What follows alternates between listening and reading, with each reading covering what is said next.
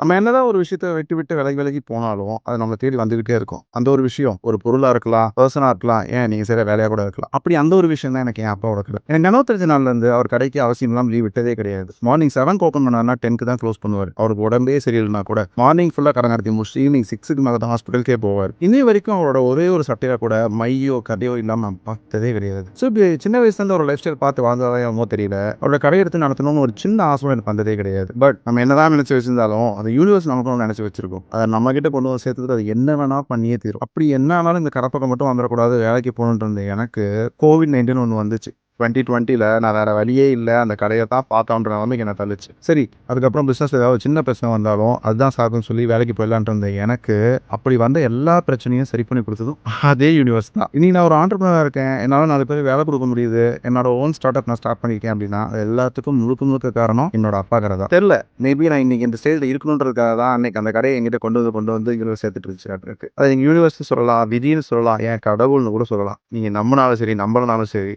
உங்களுக்கு தேவையானதை கரெக்டான டைமுக்கு அது கொண்டு வந்து சேர்த்தே தீரும். This is my startup story episode 4. The universe always falls for the stubborn ஹார்ட்னு சொல்லுவாங்க.